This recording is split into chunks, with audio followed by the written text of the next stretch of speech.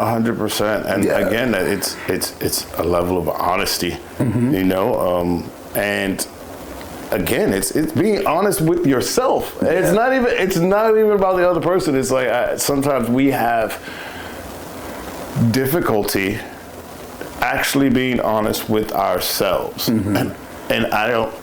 To this day, I don't know why. You know, I don't have the answer for that. Why naturally it is sometimes hard to be honest with yourselves, even when, and that's the crazy thing, because you know the truth. You know the truth. It's not. You know what I mean? It's not like you have some compartment in your brain where you're just hiding it. It's like you know it. You're just continually lying to yourself and saying, "No, that's not the case." Just no. And I don't know why I was like that, why we are like that, but it is the case. And so in most instances, just being honest with yourself.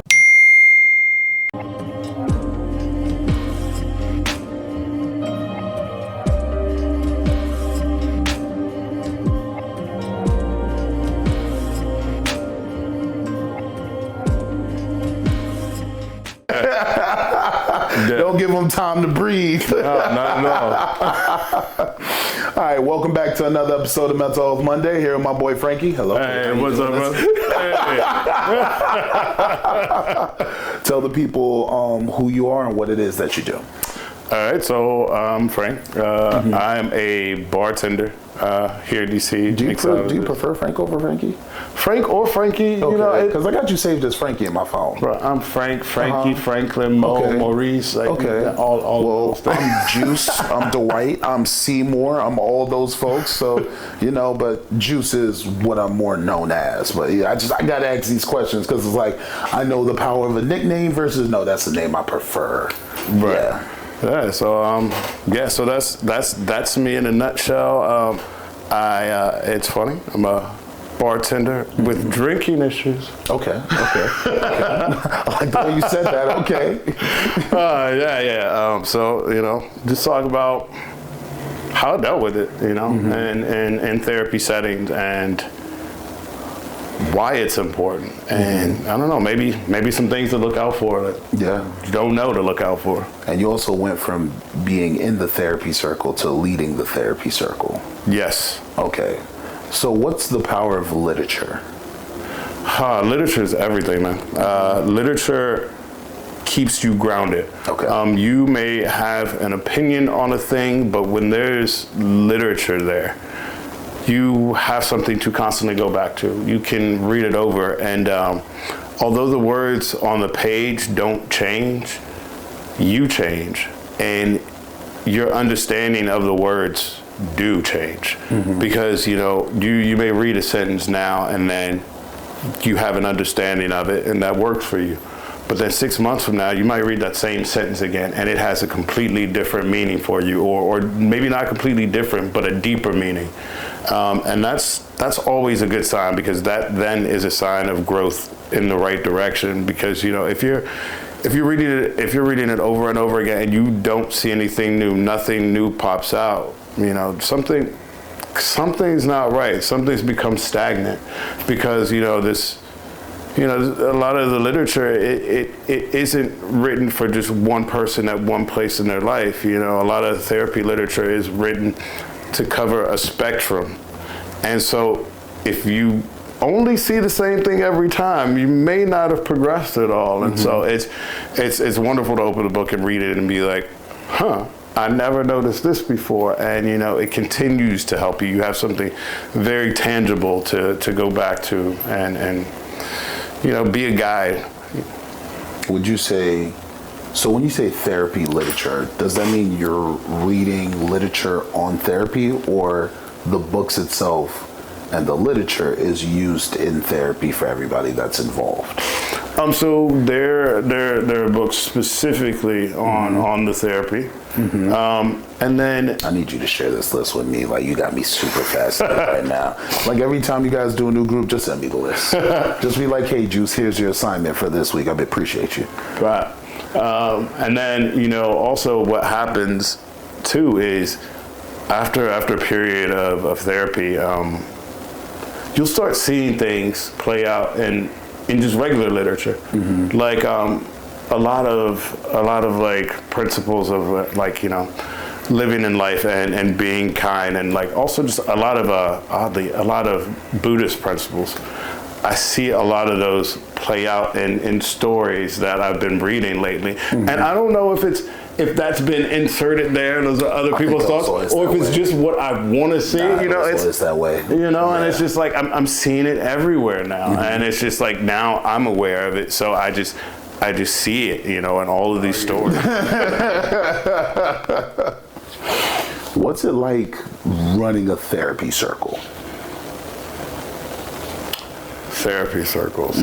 They are interesting. I mean, I don't think you ever actually like run a therapy circle. Okay. So the therapy circle runs itself. Yeah. Okay. Tell me more. So it's a group conscience. You know, you collectively decide things, because the moment that someone wants to govern another person, the guard goes up. There is no way. Like I then feel attacked because, you know, you're in control, but I don't think things get solved in that way. Okay, tell me more, because I lotion my legs on camera. There's definitely a situation of, you know, sharing experiences, and I can never assume the experience of someone else. It could be on paper the exact same thing, but what changes is the individual and what they felt in going through it. And so what works for me may not work for another person, but it also may work. And so it's just more of a, I'm not telling you what to do. Nobody's telling anybody what to do, but this is what worked for me. And it's sort of like, you know, just giving someone options without giving them directions per se. Just being like, you know, because everyone shares that experience, then a person then doesn't necessarily have to say, I'm gonna take your advice, or you were right, or any of that. They can just apply what they heard that they feel resonates with them to the situation they're going through. And it's just, it's received better than being talked to, and sometimes you just want to be heard, essentially. Sometimes people don't actually want you to tell them how to solve the problem. You know, sometimes they just want to say, this is what I'm going through, just to get it off the chest. Is there a particular kind of person that's needed to run that kind of space? Well, I don't want to say run, to let's say lead within that kind of space, or do you see different personalities that just fit well with what's going on? So in my situation, what's worked is someone who is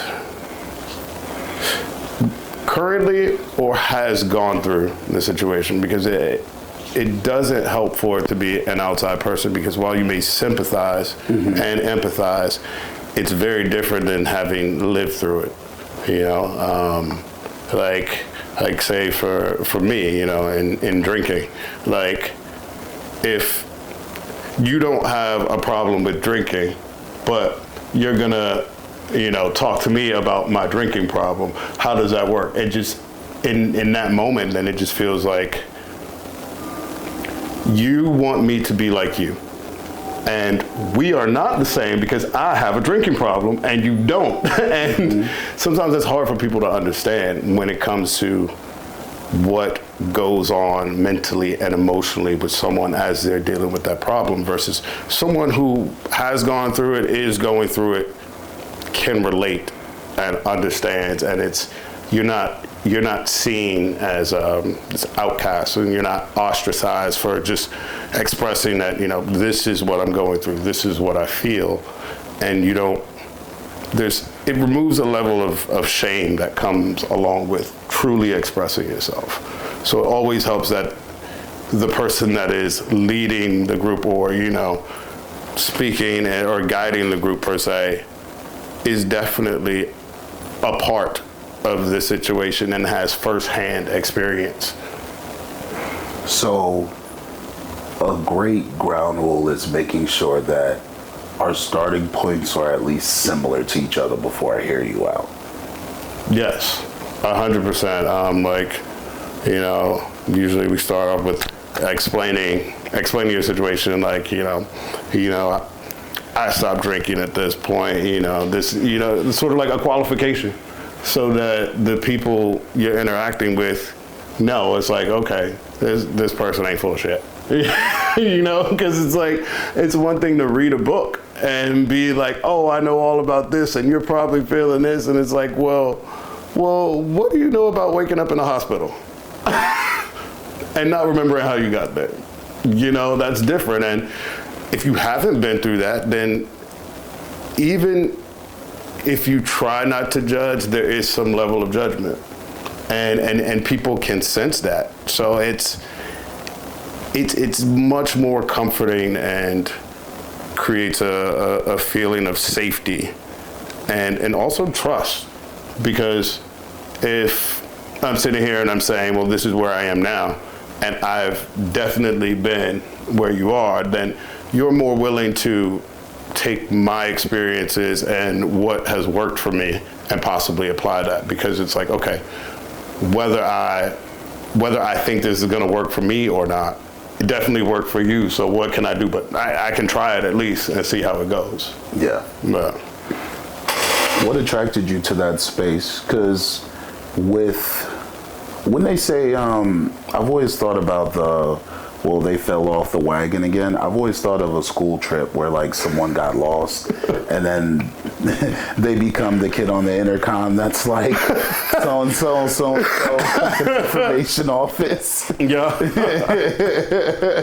Your parents are looking for you. And when you started the trip, your parents weren't on the trip, but now your parents are always at the information desk looking for you. That's basically it. Yeah. I mean that, in a nutshell, that's what it's like, I guess what took me there was just a feeling that my life was, just getting out of control. It was just 100% out of control. And that's the thing. It's like perception and idea of out of control. Mm-hmm. Because if you only knew me from a distance, on paper, everything looked okay. But, it was not okay. It was far from okay. Yeah. And sure, it's possible to lead a double life, but then at some point, if the problem isn't addressed, that second life just sort of starts to bleed into the first life, and it just all becomes a mess. And so yeah, being off the wagon is definitely like being a lost kid, and like that's kind of how the last night I drank went. Literally, my friends were basically on the intercom going, "Where's Frank? Where's Frank?" So it's definitely a lot like that, and people will look for you, and look to make sure that you're okay and bring you back into the fold. And also in support groups, that's another thing that's offered there is, you have this place that you can come back to constantly. It's like you decide to go out, that's fine, nobody's judging you for that, because, everybody has to take their own path, and it's like, I can't force you to do anything. It's something you have to want to do, but you will know when you decide to come back that you will be welcomed and not judged, because, other people, including like family and friends, they get exhausted with our bullshit. I mean, it's like, how many times are you gonna listen to me say I'm cleaning up my act? Yeah. Like people get exhausted, and that's understandable, that's acceptable. But again, this is where people who have been through that come in, because we have sympathy for that, because it's like, I know you meant it. You meant that you were done. You were going to clean up your act. You just couldn't. Yeah. And so we have that sympathy, that compassion. And so like collectively, there's always a place to come back, where you're just not going to be judged. You just pick up and try again. Have you Did you try one-on-one therapy before going to group therapy, or what was your thinking behind the madness? I did try therapy first.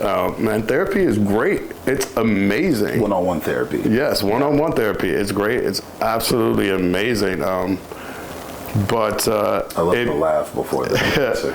It all makes a lot more sense when you're not drunk.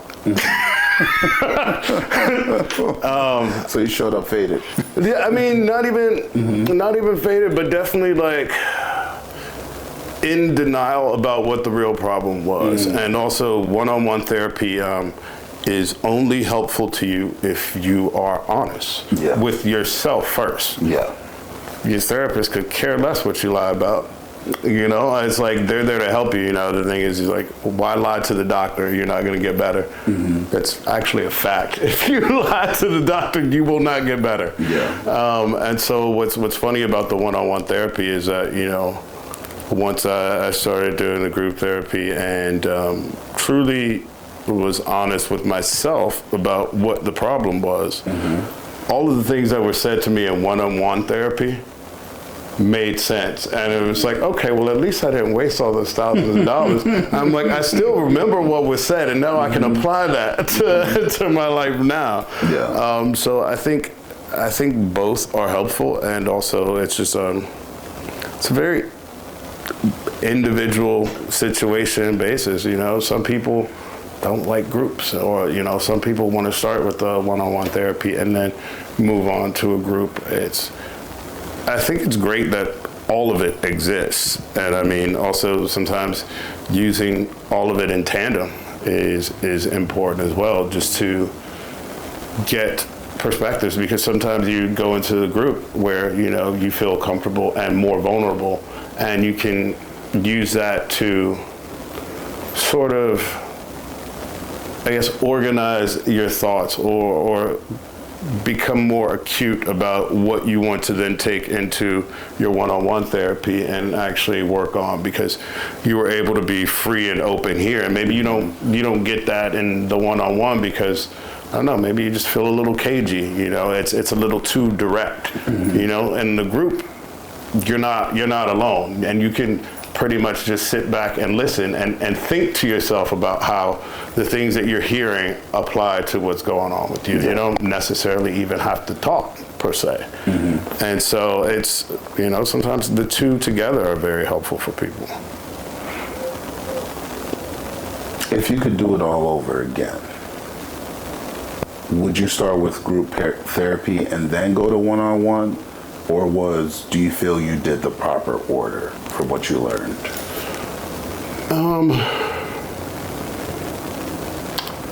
I think that,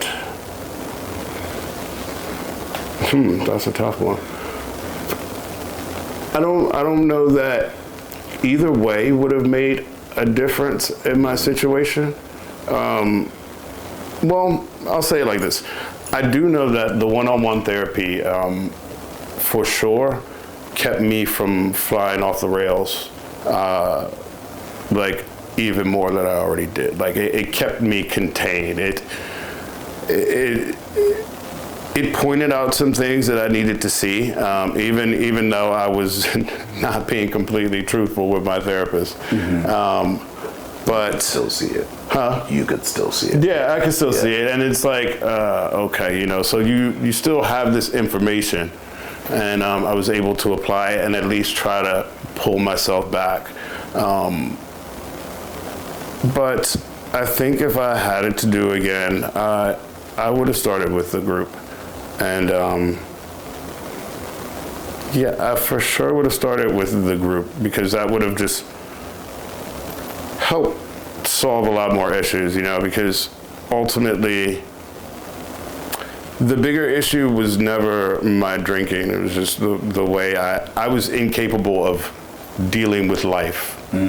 And more. Yeah, so just incapable of handling my feelings and my emotions in a way that was productive and healthy. And, you know, you just sort of like put your head down and do it, and you shove this feeling to the side, because now is not the time to deal with it. This needs to be done, that needs to be done, or I just don't want to feel that, so I'm not going to feel it. Would you say it was like extreme compartmentalization? 100%. And the thing with that is, you have to feel those feelings at some point. They don't go away. And they then start to manifest themselves in other ways. And I mean, it affects you in so many ways. And it's like, yeah, I drank a lot, but I also was just choosing to make bad decisions. It just like grew out of control. And it was just a simple thing of not being able to deal with life as life is, life on life terms, because every day is not going to be a good day. Yeah. And I think the thing is finally understanding that I'm not special.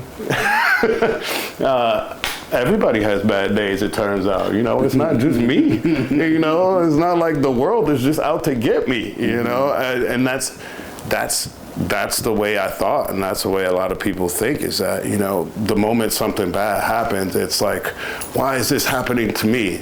It's not happening to you, it's just happening.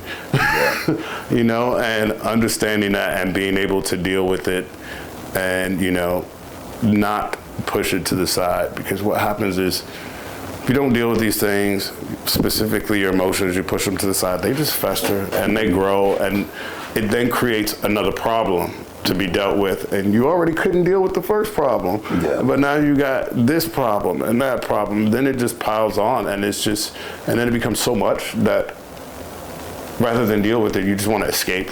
And then that's when other things get involved, any way to escape. Some people will pick up and leave town, just be like, what, I just need a new start. Well, here's the thing. You can move across the country, but you're still taking yourself with you. So, and that's your biggest problem, is yourself. So until you fix how you're thinking about life, how you handle situations in life, you're always gonna end up in the same place, and it just gets worse when it's not addressed. There's no way to get better. You just have to address it. When you were saying the putting your problems away and running away from them, I pictured a lady at a store like Macy's touching some new material, like, ooh, this is the next sweater I'm gonna put on to get away from everything. Yeah. It was like, I mean, it's funny you say that, because it's like, I even did that. I would buy stuff to like make me feel better. Like, I'm having a rough day, and you know what? Oh, I just bought these new shoes. These are dope. And it's like, it did. It made me feel better for a little bit. But then I'm like, shit. You do have nice shoes on. I looked at them earlier when we said that, but I was like, man, those are some nice shoes. Yeah, I like shoes, and like they will make me feel better for a moment. But then it's like, say you're in a situation where it's like you're already stressing over money, and then you just went out and you bought some new shoes. Yeah, you feel better now, but you now have less money than you did when you were already stressing over money, How many, no, go ahead. Oh God, it's like, and then your brain just doesn't process that. And even after you realize that, you don't process you buying the shoes as having been a bad thing, because it made you feel good. Yeah, I needed those shoes. Those shoes needed me. I needed that. I could figure out the rest, but that was a necessity. Yeah. What are 3 places that you saw you running away from your feelings playing out? So we know alcohol and shoes. Shoes are definitely at the top of the list, right? Were there other places where you were like, damn it, I'm doing it again? Work. Okay. And I would just throw myself into work. Work became an outlet. There were things that needed to be done, and I would do them. I would spend all day at work because these things had to get done. At the end of the day, that place is going to be there whether I'm there or not. And me spending that much time there eventually exhausted me. Yeah. And then what that does is that then builds up a resentment. With the job? Yeah. Okay. Because while I am using this job to escape other issues that I'm dealing with or don't want to deal with. Yeah. I'm creating issues at work now because now I'm just constantly here, and it's like, Were you starting to nitpick? Yeah, always. It was sort of like nitpicking at this, nitpicking at that, and it's just like, why am I always here? You know, and then like it wasn't a choice. Yeah, but you really exactly. don't see the choice that you've made. No, you don't. Okay, you don't, and then also it becomes. It's all very self-centered. Like it'd be, you know, I'm always here. Nobody appreciates all the work I do. Nobody understands all that goes in here. When somebody calls off from work, I'm mad at them for calling off because they're like, oh, I didn't feel well. You know what? Well, I was sick last week and I was here all week. Were you saying that to people? I didn't say it, but I was thinking it. Okay. Sometimes I might have said it. You said there were a couple of people. There was a couple of people I probably was like, yeah, you called out, you know, and it's you then get angry with people for doing the very natural human thing, which is taking care of themselves. Because you're like, well, I'm here killing myself for this. Why aren't you?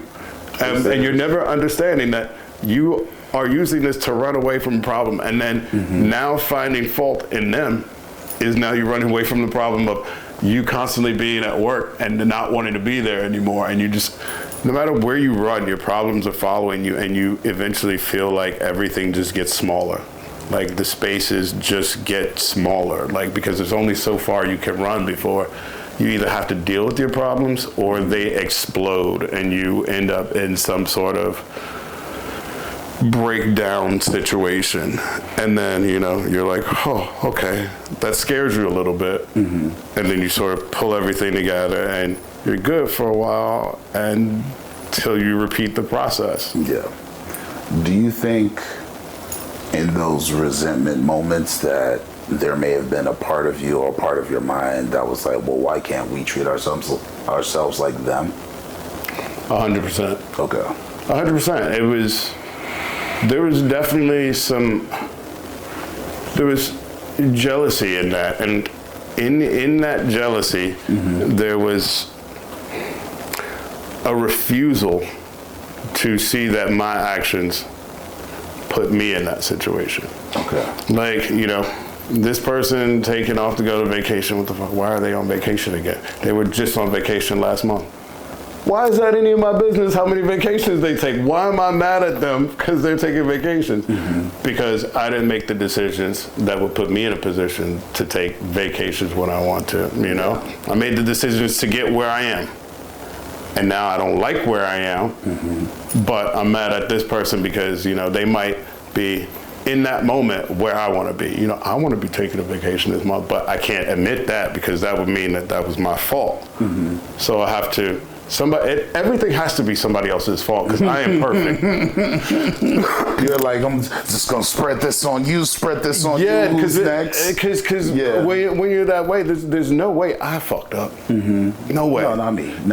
Couldn't be. I am God's most perfect creation. Efficiency right here. Stop. 100%. And so you lash out, and maybe not even lash out. It may not be so obvious to you, and it's just you just get irritated. You will get irritated by other people's happiness, and you don't understand why, and you'll find reasons to be angry. And it's like, no, you're just upset that they're happy, that they're living their life because you're not in this moment, and you don't know how to be happy in your situation, how to live your life. You are afraid to admit that you are, and you don't, or you just don't have anyone to reach out to have these conversations with, or you may just be oblivious to it all and just wondering what the fuck is wrong with you.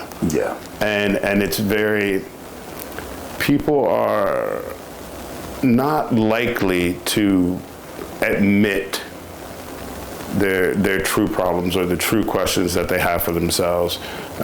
Even if they may say that they're depressed, it's rare that they will tell you exactly why they're depressed.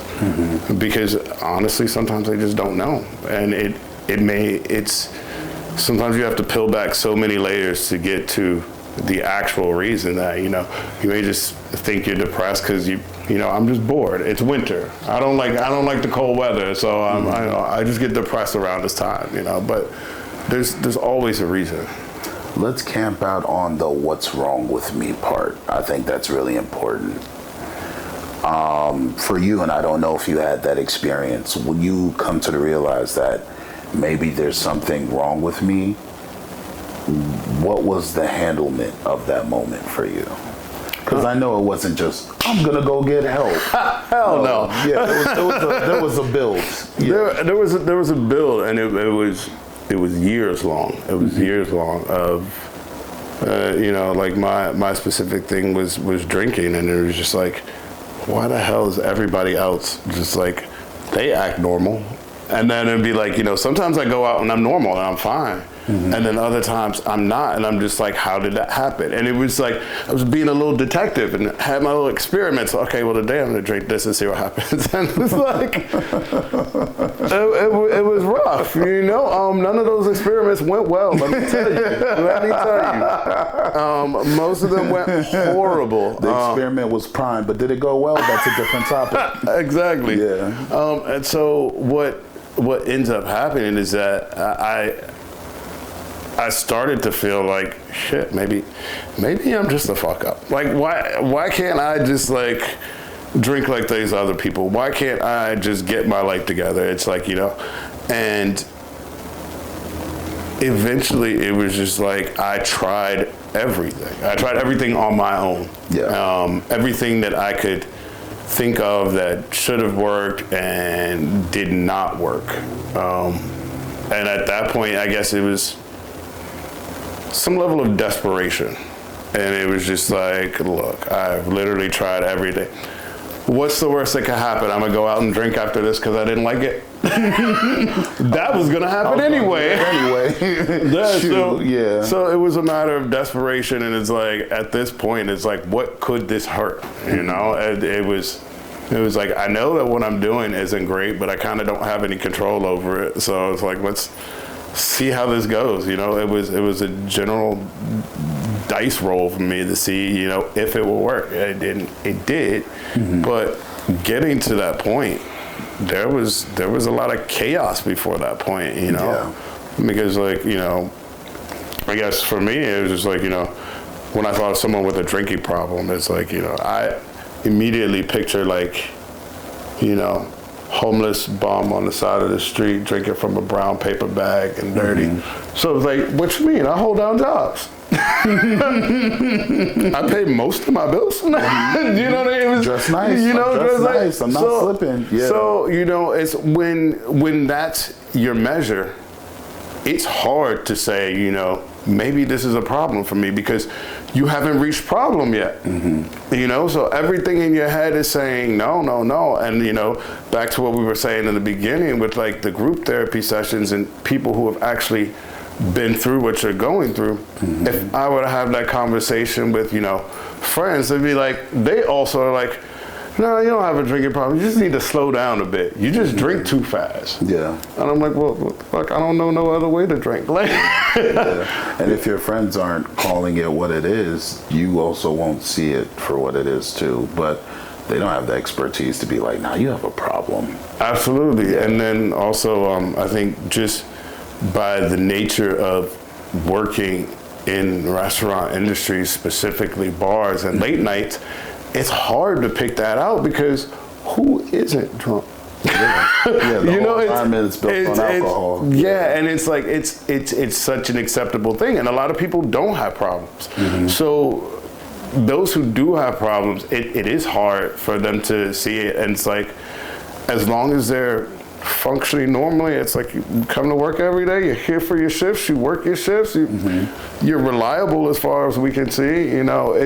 It's hard to even convince other people that you think you might have a problem. They will talk you out of the fact that you have a problem because they're like, no, you're fine.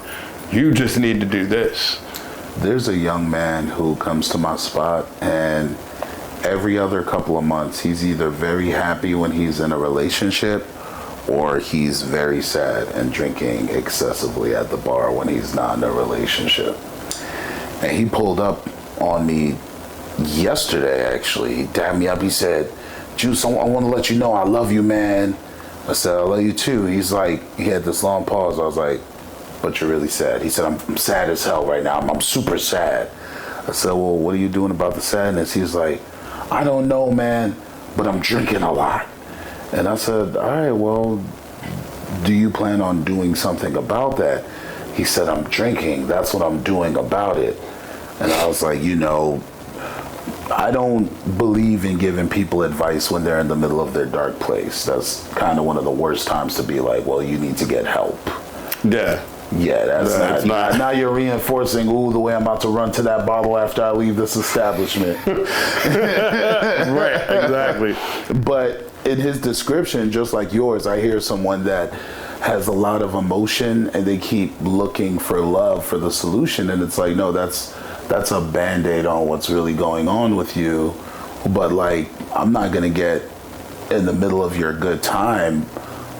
But once you have a truth of what's actually going on with you, you're going to realize that you haven't had a good time for a very long time, even when you were in that relationship that you keep looking for.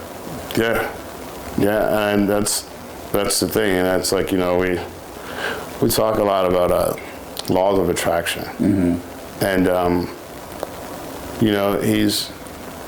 it sounds like someone looking for love but hasn't quite yet learned to love themselves for possibly multiple reasons, and it's like, and I've seen this cycle for like a year and a half with different women. So it's like, fam, it's not the women are getting you, and then they're realizing, oh, you are a bag of joy that I am not trying to open up anytime soon. Yeah, and that's the thing. And it's like, we look a lot of time for the quick fix, that's like just like the shoes, I bought the shoes, I feel good now. And they're nice shoes. But then afterwards it's like, okay, all right, the shoes aren't new anymore. It's like, what do? Do I keep getting new shoes? Yeah. And then I keep getting new shoes. Now I'm further in debt and now I have more problems. It really is like, there is no problem per se that we didn't cause. And for me, it's like thinking about life that way. If I have a problem, then that problem is in fact mine. Mm-hmm. That's not to say that other people can't help me with this problem, but this problem is mine. Yeah. I don't shift blame onto anyone else because what other people feel really doesn't matter. Only thing that matters is how I feel inside, because that's the only thing that's going to affect me. Like, mm-hmm. that can take me back to that unhappy place. Yeah. So it really becomes, okay, if there's a problem or if I'm angry with someone, it's like, all right, well, what did I do? I really carry that around. It's always like, what did I do to cause this? Yeah. And, sometimes we don't realize that, like, we're not perfect and everybody don't like us, so I may feel like this person said something that rubbed me the wrong way or disrespected me and I'm angry about it. But like, how often do people ask themselves, well, is there possibly something I did that made them respond that way? And then also the flip side of that is having compassion for another human being, and also understanding that there's a possibility that that person might be going through some shit you don't understand. Yeah. Having a bad day that had nothing to do with me. They responded to me this way for reasons I don't know. That's their problem, not mine. I don't have to keep this going. Yeah. Like, the only reason I would keep this going and go say something because my feelings are hurt, that's my ego. Yeah. Like, okay, they said it. All right, I'll move on. You know what? Because it wasn't that serious. But oftentimes we don't do that, and then we just continue to make situations bigger and create more problems. And so it's just I try to live life with that thought. It's like, well, maybe I did something to this person. It's like sometimes I just apologize for the sake of apologizing. Yeah, it's like self-mutilation. Like, how many times can I find different ways to hurt myself to get to the solution? Yeah. It just, doesn't make sense anymore. Hey, you know, and it's you come to understand that like so many of your problems they stem from your ego, and your ego feeling bruised and hurt, and the need to be right, and the need for other people to know that you're right. It doesn't matter. You know, it's sort of like, you know, you want to be right at what cost, you know, because sometimes you go the distance to be right, but you leave all this wreckage behind you in order to get there. And then you still have to go and deal with that. It comes back, and you know, you're right today, but you're still dealing with this issue 3 weeks from now because of what you did to get to proving that you were right. Yeah. And it's just, sometimes you just have to ask yourself, is this worth my sanity right now? and truly think about the consequences of your actions. Yeah. You know, because every action has a consequence, no matter how small or big. There's a consequence, and you know, sometimes, you know, I don't need to tell you exactly what I'm thinking about you in this moment, even though I'm thinking it. I can just keep my mouth shut. You know, you know, like old grandmothers used to say, if you don't have anything nice to say, don't say anything at all. We can do that. We just choose not to. Yeah. Dang. I'm just listening to you spit. How is life once you transition from I don't have a problem to okay, maybe I have a little problem? No lie, it was scary. Because I think that I was raised in a family where you solve your own problems. Also, you don't have no problems. What problems you talking about? Yeah. What problems?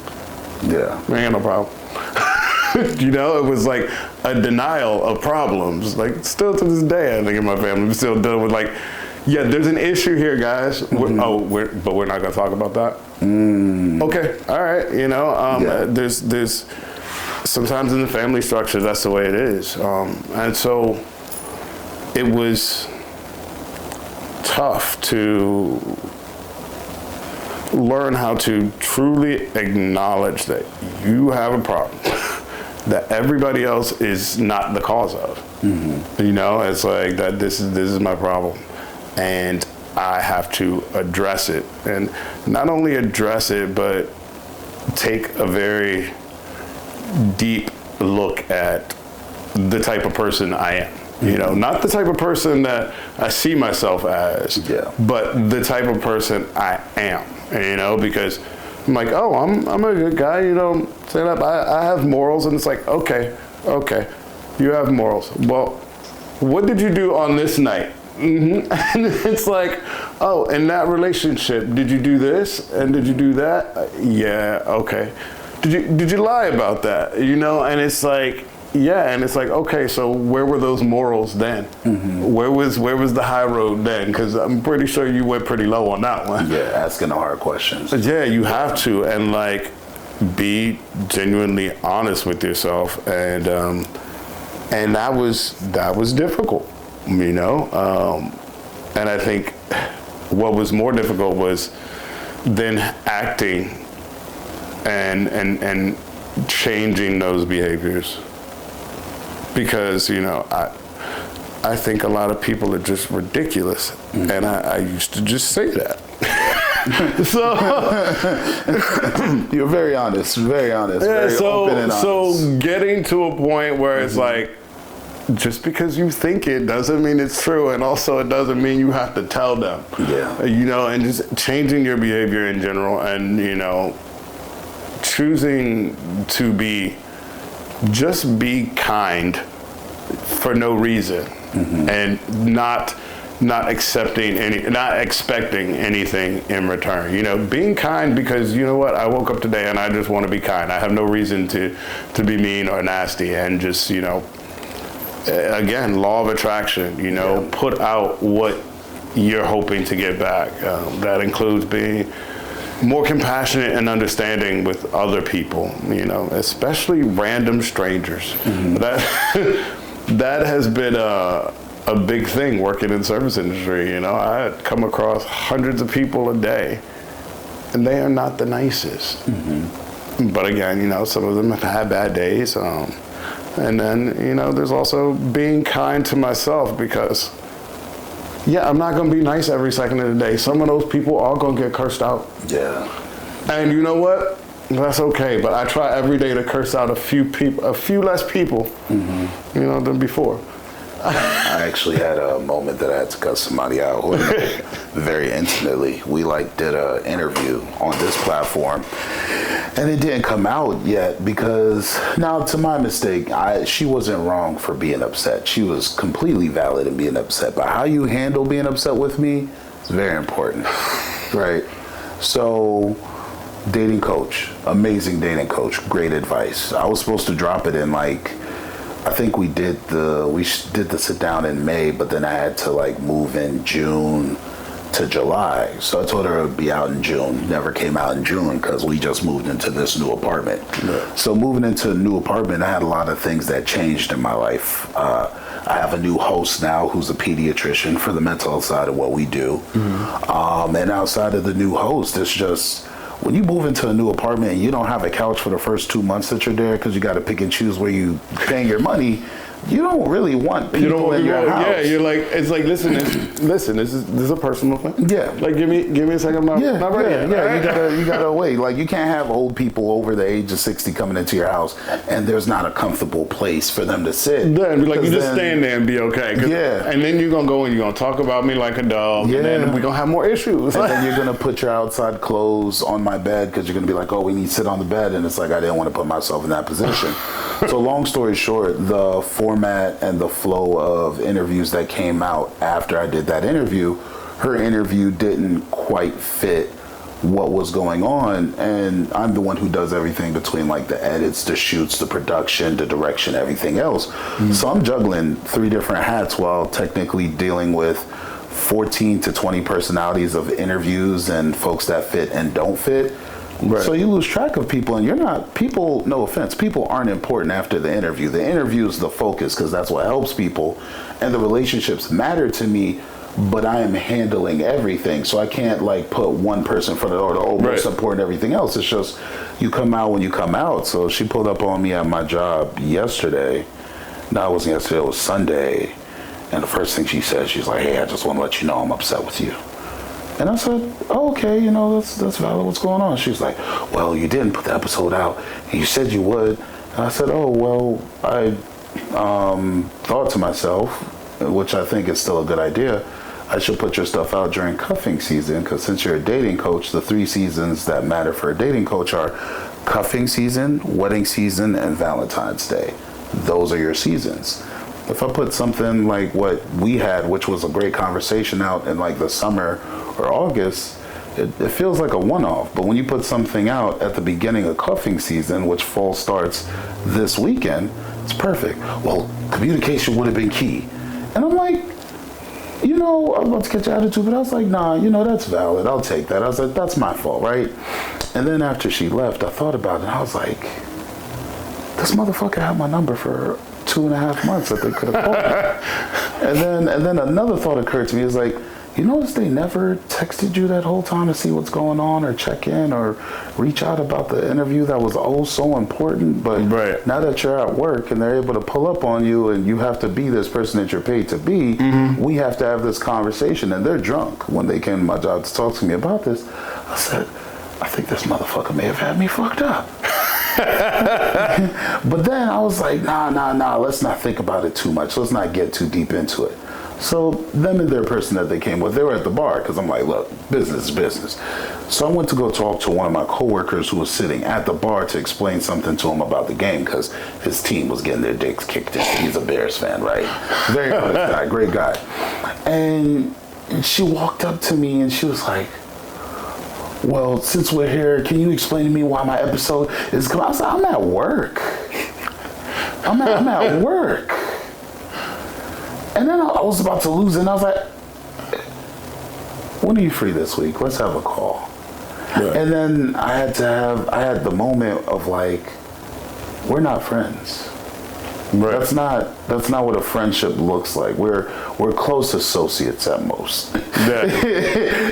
And if we were friends, you would have picked up that goddamn phone. But since you've now put yourself in this position, and I told my partner too, I was like, she's right to be upset. I'm not questioning that. That is my fault. But like, when you show up to my job and you're drunk and it's me, and it's I deserve an explanation, and it's like, so between the 2.5 months, you never thought that I could pick up the phone to give the explanation I deserve? Right. I have to get drunk and then I have to come to their job and they're going to get a piece of my mind and all this other stuff. You do realize I could just erase the episode and be like, you know what, let's just amicably part ways here. And that's it. And I think about that kind of stuff when it comes to the content that we do. Because like I'm hearing the stories and everything that you're telling me. And it's like, you know, sometimes people are addicted to the attention and they're afraid to say it out loud. 100%. And that's not an accusation on her. I'm the reason she's upset, but it's like your handling of situations are very important in life. And I tell my partner this quite often. The way you leave people says a lot about who you are when things are over. Yeah, it definitely does. And, you know, it's, you know, I feel like 100% of all of our problems are our ego. Yeah. Because, you know, yes, she could have just had a conversation with you. But no.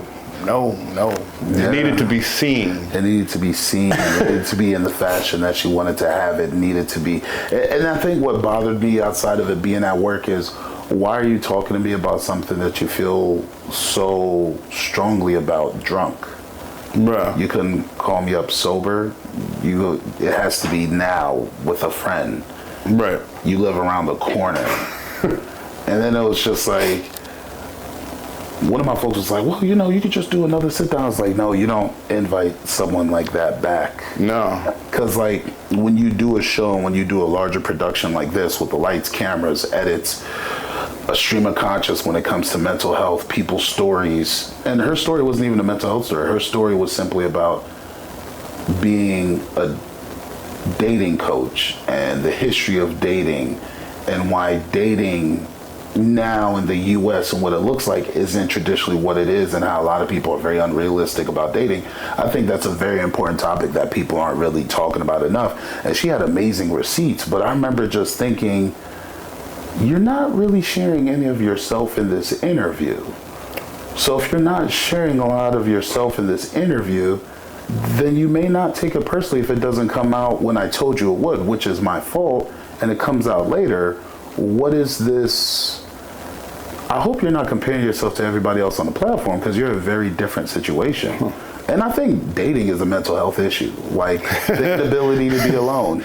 Yes. I do think people want someone, but I don't know if we all deserve someone. It's very dangerous when you get into the words of, well, I deserve all this. It's like, all right, well, are you willing to do the work to get the thing that you want? And even if you do the work, are you willing to do the work and maybe not get the thing that you hope is at the end of the tunnel after doing all that work?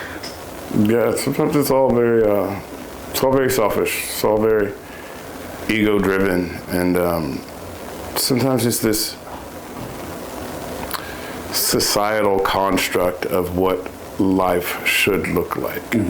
Like sitting at a bar or being. And we all deal with it. We all deal with it. We're not exceptions. Yeah, 100%. But being at the bar, it's like I watch people date on a regular basis, and they're like aggressive about it. And it's like, what I've noticed recently too is just like there's a lot of mid-20 somethings, like still in college, like teenage girl, where it's like they are actively trying to seek husbands. And it's like I overheard this one girl, you know, her mother is like offering to like pay for her JDay account, which is a Jewish dating site, so that she can find her a good Jewish boy to marry. And I'm like, can she graduate college first though, Mom?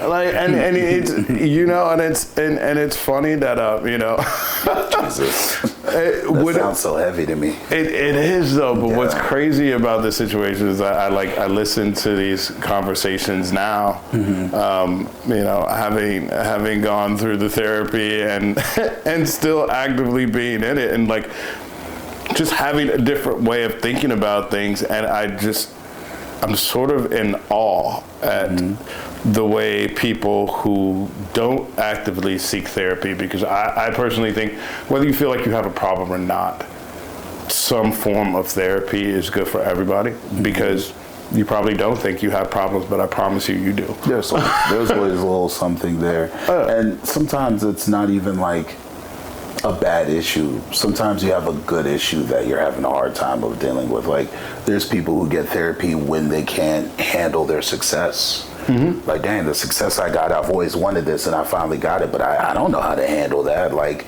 if you may not think yourself deserving, or you may not have ever made space for yourself to really enjoy things, once you get to that thing that you've always wanted, chances are you're not going to know how to handle that, because you've practiced mentally, emotionally, and physically not handling success in the celebratory form.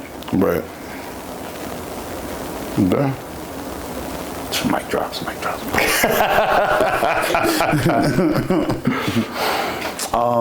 How would you say others have dealt with your change from who you were before to who you are now? And the reason I ask that is,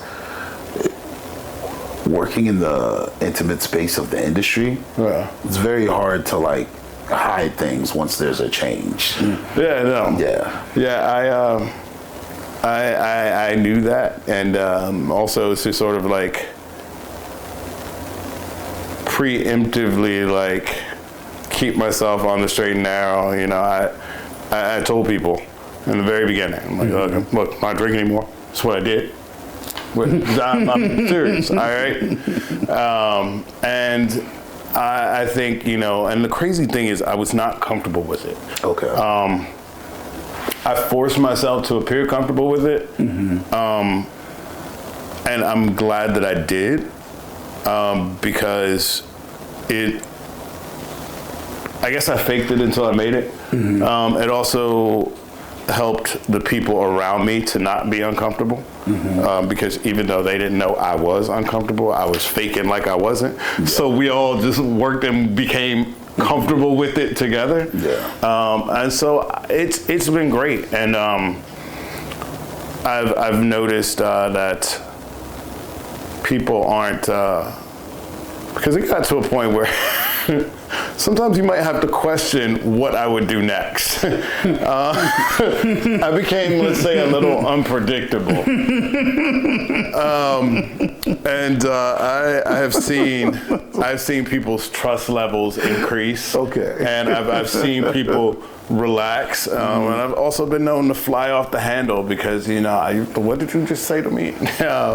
And so that part though, I'm still finding funny. So you mean before you were known to fly off the handle? Oh yeah, before I would fly off the handle. But after that, it was just like, oh, I could actually have a conversation instead of, you know, getting at your neck about that. Absolutely, 100%. And it's funny you bring that up, because I was having this conversation just like 2 or 3 days ago, and actually in the group therapy, and it's just like, you know, I've been realizing people are like, I ask them questions and they're like, there's some people that are like, they get tense when I ask them questions. I'm like, what the hell is wrong with you? Like, what are you doing? And then I was like, and then I thought about it and I was like, oh, because you used to be a real dick. And I was like, and when you would ask this question, there was no right answer. It was just like, I'm asking you a question, but I already know what I'm about to say after you say it. All a trap. I was like, All a trap. And I'm like, damn, these people are still scarred. You know? And that's something that I have to think about on a regular basis, is that thinking about the trauma you may have caused. 100%. Because while I'm feeling and doing better, everyone heals from trauma in different ways, and that does not exclude the people that witnessed the things that you went through, or that you tormented while you were going through things, you know? And you can't just, you know, you're okay, great, you're feeling better. That doesn't mean they have to forgive you. Doesn't mean they have to like look at you any differently than they did, you know?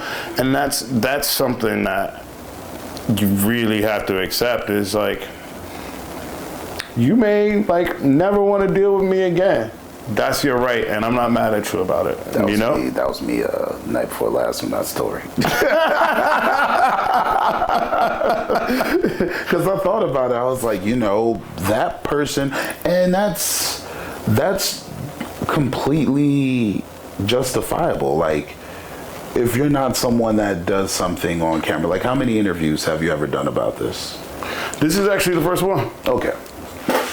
I'm going to walk you through something, and all right. I think this is a good discussion to have. On the production side, when you go on people's platforms and you have these interviews, you may be the 12th interview in someone's queue to come out. So even though we're doing this now, let's say it's September, the content is perfect for September, but I have 2 other interviews to put out for September. The content could be great for October, but I may already have a campaign going on for October. So chances are this is either coming out in the later October or maybe the end of November or December, because it's a great holiday conversation to have about alcoholism. Would you say that's a part of this? Yeah, 100%. Right? And the reason for that is the holidays are meant for alcohol. What? Thanksgiving, Christmas, Hanukkah, all that? Come on now. Whether you feeling good or you feeling bad, we got alcohol. Let's go, right? Pass me some rain, nephew. Let's go. So when I do the content, I consciously do have to keep in mind that if people don't do interviews on other platforms or they don't have a lot going on, they feel the interview that they've done with you or the work they've done with you, that sit down, that's all that they have that they're holding on to. But I don't give you value. I just tell the story of the value that you've given people already. Right. So in all these interviews, I always think about these interviews of we're simply going over the past tense of what you experienced and how that can help the next person. These interviews are literally built on who does it help after, people reaching out to other people. But the placement and the time of when you put things out are important.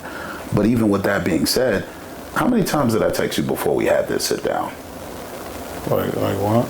And then I disappeared for like a month and a half. Yeah, and I was like, listen, I was like, you hear each other. I mean, like. And then when I saw your husband, I said, damn it. I got to hit him back, right? Yeah. So if I'm like that, and that was how much work it took on the production side, because obviously I got busy. Imagine what I look like after you leave here and how many different meetings, ideas, thoughts, and everything else I have going on. It's very hard to keep track. And I don't think you could tell someone who's the reason that you came on to their platform to have an interview what they owe you.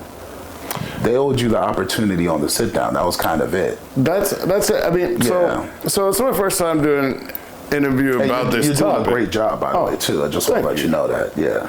But like, I've done like interviews about alcohol, obviously, but consumption of it and making drinks and all of that. And for me, it's always just like, I don't ever think there's a guarantee to anything when I go into it. It's like, if I have the time, if it can be helpful to somebody, great. Yeah. Cool, I have the time, I'm gonna do this. I have 10,000 other things I'm gonna do. Like, honestly, I usually like go do it and I've forgotten about it, and it's like, oh, and then I'll like get texts like months later where it's like, oh, this is finished, check it out. I'm like, oh, sweet. Like, you know, like, oh, the drop came, appreciate you. But it's sort of like, it's important to have other things going on. Yeah, again, it's sort of like another grandma saying, you know, don't loan money you expect to get back. Yeah. You know what I mean? So it's like, if you're gonna do it because you believe in what you're talking about. You want to talk about it, and you know, hope that somebody who needs to hear it does hear it. But it's no skin off your back if it doesn't. You know what I mean? It's you know, it's not like you're like, yo, I'm gonna promote you there and then I'm gonna send people here. That's not what was agreed upon. That's not even talked about. It's like, hey, do you want to talk about this topic? That's literally it. And then, I mean, there were 2 other things that played a part in the interview too. obviously I'm the one that sets up the cameras and everything else. I remember it wasn't recorded correctly. The camera that was her main camera for half the interview was from here to here. And you shouldn't objectify women on your platform. So she was like, oh, you should just put it out straight audio-wise. And I was like, nah, for 6 years I've put out visual with every audio. So it's very hard as someone that has built something in both visual and audio to put out something simply audio and be comfortable with that, especially when you've built this big muscle around, I need to make, like, look at us. Right. That's two black men looking fucking amazing on camera. Facts. Right? And then Facts. if you just put out audio, now it's afraid because it's like, you know, me as the person that does this, you kind of got to battle with yourself and say, hey, am I okay with putting out a strictly audio product and there's no visual? Right. Am I okay with cutting up moments and putting them out on like YouTube Shorts or on Instagram or on TikTok, and there's nothing for people to look at and they're only simply listening to what's going on? That's a bridge that I have never approached before. That's different.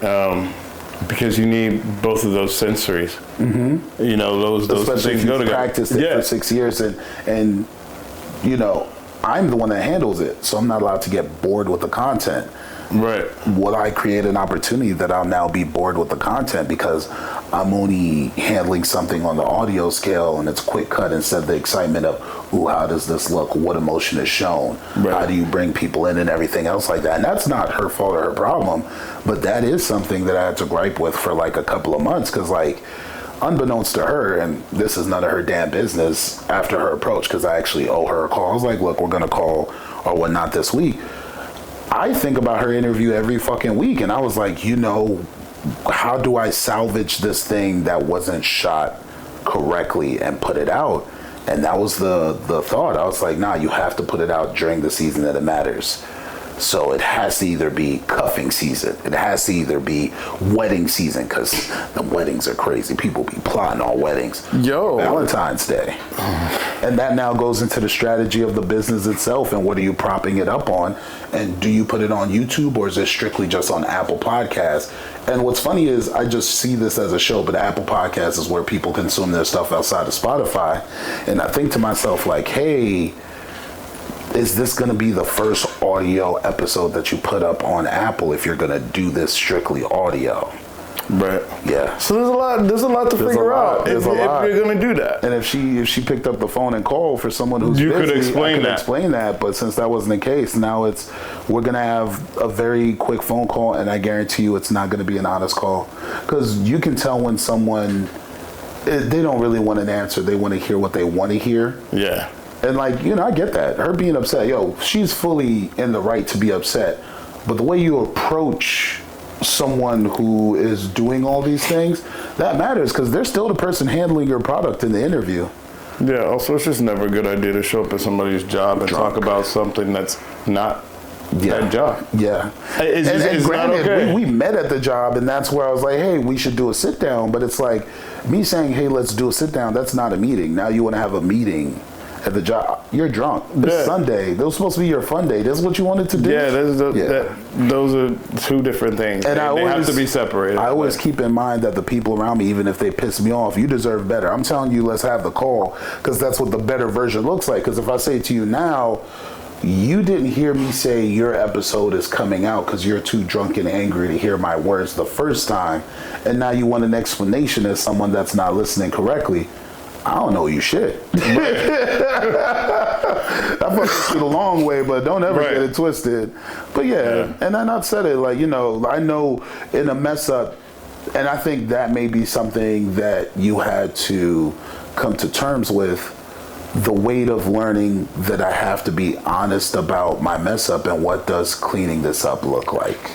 Yeah, 100%. You know, cleaning it up is difficult. It is humbling. Yeah. Because, you know, while you're not going to someone and being a doormat, you know, you are going to them and acknowledging the ways in which you wronged them. Yeah. And, you know, offering the ability or the chance to make it right within reason.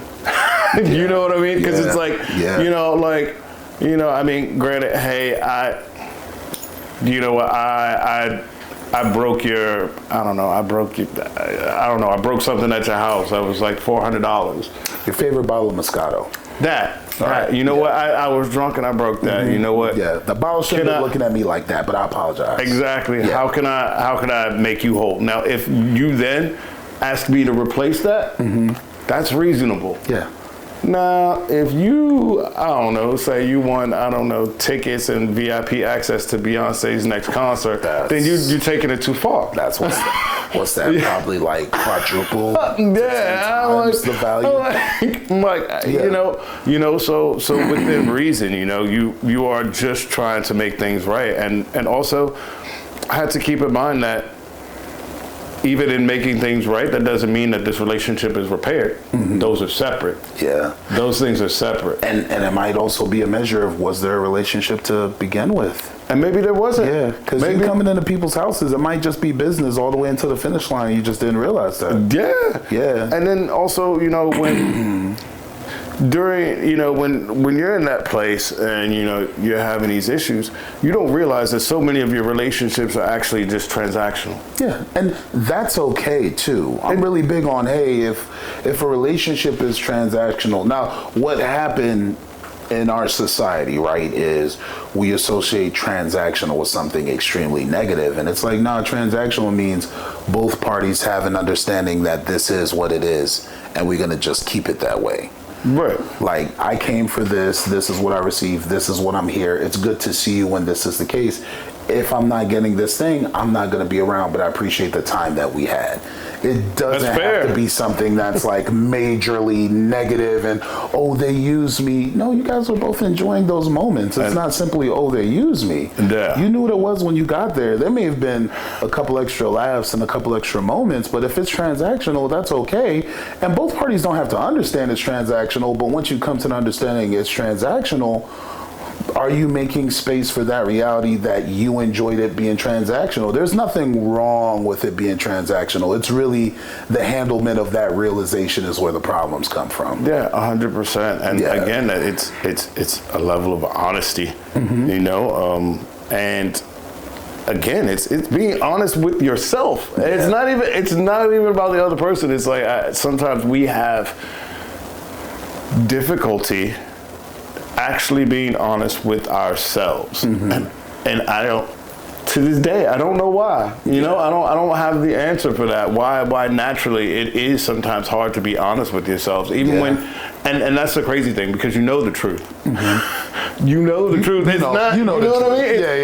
It's not like you have some compartment in your brain where you're just hiding it. It's like you know it. You're just continually lying to yourself and saying, "No, that's not the case." Yeah. Like just no. Yeah. And I don't know why I was like that, why we are like that, but it is the case. And so in most instances, just being honest with yourself. And what I do is I keep in mind that the things or the people I complain about, I could easily become that. Like, we're not immune to transforming into the thing that we had an issue with, right? No.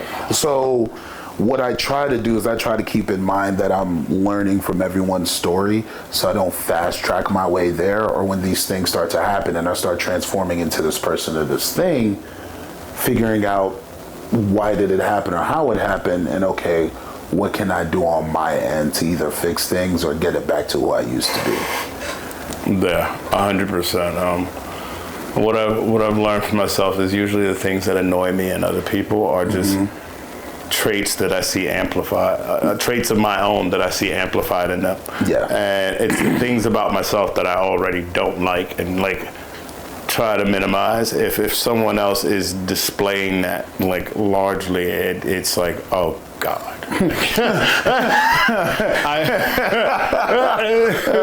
That's funny. Now I got you. Because it's like, I'm a vain person, so sometimes I'll look at people and I'm like, oh my God, this motherfucker's just so fucking full of himself. And I'm like, but I'm full of myself too. Like, you know what I mean? I'm just like, but you know what I mean? Yeah. And you know, and the thing is, it's like, I admit it now, you know, and I admit it, and I try to be constantly aware of it so that I'm not all of these things are fine as long as you're not infringing upon someone else. Yeah. You know what I mean? Yeah. Like, sure, you can have some vanity, you can be a little bit full of yourself, but are you making the people around you feel uncomfortable? Vanity makes the world go round. Yeah, I mean, if I don't think I look great, you won't either. Yeah. I mean, I put in a lot of work into this, so yeah. You're gonna enjoy this. Yeah, absolutely. You just again, you just don't want to infringe on other people's. It's like, you have your space to exist, and no one should make themselves small for anyone, but you also shouldn't be so big that you're taking up somebody else's space too. It's understanding that you can exist in your space and be okay existing in your space. You don't need to take up this person's space and that person's space. It's okay. Like they can have their space. We can all shine. Yeah. It's like you don't have to put out anybody's light for you to shine. You can just shine. Nah, you're absolutely correct. How was it for you going from being a part of the group therapy circle, transitioning into the administrative, I'm now the course finder for where the therapy circle is going? How was that change for you? So it was a learning experience, honestly, because as I was, actually chairing the group for a while, we also have some structured literature. So okay, so there's that helps guide it, and that also keeps anyone from saying I run anything. It's like, no, actually we're reading this stuff. We can have opinions on it all day long. You had a book when you pulled up. Yeah, always reading something, and so because of that, I grew with the group, and that's also important. Is that you never stop learning, and the thing is, the only thing that you're trying to understand on a daily basis is yourself. Yeah. That's it. And you share the things you discover in hopes that it helps someone else. It leads them on a path or answers a question that maybe they didn't even realize they had. And that's the transition from just being there, sitting in the group, to, chairing the group. I'd say it was a bit of a natural transition, and you still don't feel like, you never really feel like you're in charge per se, because everybody's experiences are different, and some people have been through some crazy things, and it's like, whoa, okay, if you were okay after that, it's like, let me shut the fuck up about this bullshit I'm whining about, and so someone who's not sharing, it's just suddenly giving me something. So it goes back and forth. I think the thing that was most important was having a very strong level of compassion for everyone, and not allowing your own feelings to get hurt or your ego to take over, to resist the urge to be in control, I guess. That was the biggest thing in that transition, because in normal structures of things, there is a person that is in charge. Compare it to work. At work, I'm like, yo, you do this. That was not a question. And in that work environment setting, that's necessary. Yeah. But in any sort of therapeutic setting, especially this type, it's not. That'll give you adverse effects. You are not going to get the response you think, because I'm grown as hell. Who are you talking to?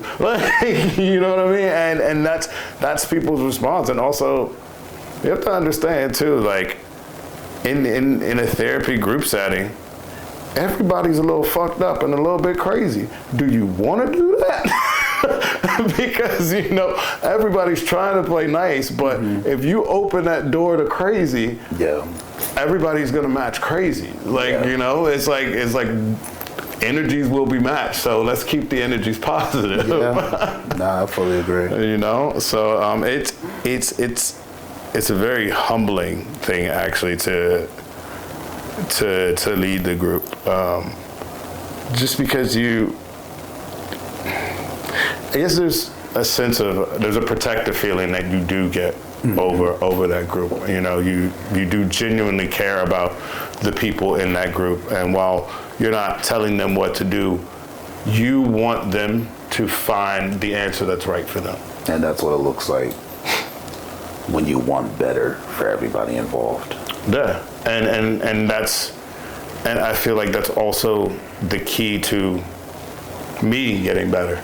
It's not just wanting myself to get better. Yeah. Is being able to want other people to get better and to actually devote time and energy into possibly helping them get better. It's like the more I take the focus off of self, you know, and just what can I do for me? What can I do for me? The better I become, because I'm just more observant of others around me, and that allows me to minimize the stress that's actually in my life. Yeah. Because I can see when other people are stressed. I can see, you know, I look at somebody and I'm like, they don't look like they're having a good day. Yeah. You know, and so if I'm looking at someone and I feel like they're not having a good day, you know, maybe I'll say something nice, something kind, and try to, you know, lighten up their day so they're not in a bad mood. Or maybe they just seem like they want to be left alone. I'm gonna leave them alone. I'm not gonna go over there telling them my stupid joke, getting on their nerves, giving them the chance to be like, won't you get the fuck out my face? And now I'm in my feelings because they said something, but you saw they didn't look okay. You know, so, you know, just being observant and then understanding that other people around you are human. They go through the same bullshit you do. You know, they're capable of having bad days. Some people want to be left alone. Some people need a kind word, you know, and it costs me nothing to take a moment and be just that tiny bit of observant of what other people are going through, you know.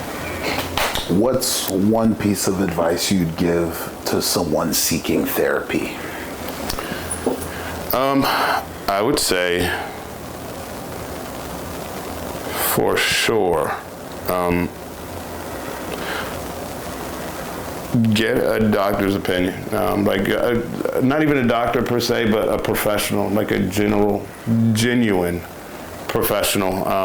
Just because, especially if there's any sort of like substance issue, some of those things you definitely don't want to just deal with on your own. And outside of withdrawal and everything. It can be really tough, and there's a lot of medical issues that you may have that you're not aware of, because, you know, sometimes the substances keep you going and your body has now adjusted to being that way, and you may seem fine, but to stop, you know, now you've got all these other issues. Yeah. So I would definitely say, you know, definitely seek professional help, and, you know, be open to a lot of different things. There's all types of therapies and help for those situations, and, you know, everybody has to do what feels right for them. You know, not every treatment is right for every person's situation. You know, like a group therapy setting works for me, but that might not be what's best for somebody else. And I just think that understanding what your options are, and, you know, getting to know them personally. I mean, like, go out to some meetings, you know, and see the people that are in these groups that you might be thinking about, you know, seeking help from. You know, most places are very open about it, you know, and they'll welcome you in, and you can sit there and observe and, you know, make the right decision for yourself. But the one thing I will say 100% is that people who don't have a problem usually don't think they have a problem. So if you're thinking you might have a problem, you have a problem. It's a great piece of advice. Yeah. What what advice would you give to someone who has never thought of group therapy as a solution? This week, you talk about the pros and cons. Someone who's never thought of it as a solution, I guess I would say, well, if you've never thought of it as a solution, the things that you have thought of as solutions, have they worked? And if your answer is no, then what would it harm to give it a try? And that doesn't mean that it is going to work for you. There's no guarantee. But if you haven't tried something, I have to say you can't rule it out. I have to say, my best thinking up until that point landed me in hospitals and ambulances and passed out drunk. So let's just say I didn't make the best decision. So maybe that also applies to, my thought process of getting help. Maybe if I think this is like not the greatest thing or it's not something I thought of, maybe I should try it because maybe I haven't been thinking about the best things to begin with. Mm-hmm. Also, it couldn't hurt. That's the bottom line. Even if you're like looking at it of a standpoint of it may not work. Well, it may not. And none of it really works either if you aren't willing. And if you count out the programs and the way they work, if you're not willing to follow any of the programs or the structure or the therapy or things you're being asked to do to get better, you probably won't get better. And that's very important because sometimes it's not the course of action that you've chosen to get better. It's you, and that's a hard truth. If you are not willing to make even the slightest of changes, it's not going to work for you. You're not going to get better by osmosis. That's just not the way it works. It's not easy, but it's a lot easier than what you were doing before. Yeah, that's facts. How have you maintained such a strong fortitude being surrounded by alcohol? I separate the two. Like being around alcohol, that's my job, That's what I do. I enjoy it. I love it. And the other thing is for me, mm-hmm. I know that if I have another drink, it's not going to go well. I tell myself every day, like it's not going to go well. Like the last time you had a drink, you were treated by the ambulance and by the EMTs, and you don't remember it. So that's that. I keep that in my mind. Is that terrifying? It is. It is. It really is. To not have zero recollection of any of that. Someone else had to tell me that the next day, and they were like, the ambulance, they came, they like treated you, and then you just got up and left. And was like, no, that didn't happen. So, it's, for me, I continuously tell myself the stories of these ridiculous things that I now see as being insane. And you were the main character of. Yeah, the main character and author. Yeah. I wrote that story, bro. Yeah. that was the story I wrote. Mm-hmm. And so that is me with alcohol. That's I don't need that. I don't want it. There's a thing. It's like if you treat it like an allergy. I'm allergic to alcohol, right? Guess what? The kids that are allergic to peanuts, I don't have to tell them not to eat peanuts. They know. They're like, I eat peanuts, I'll die. Yeah. So I'm sort of the same way with alcohol. It's like I just tell myself that,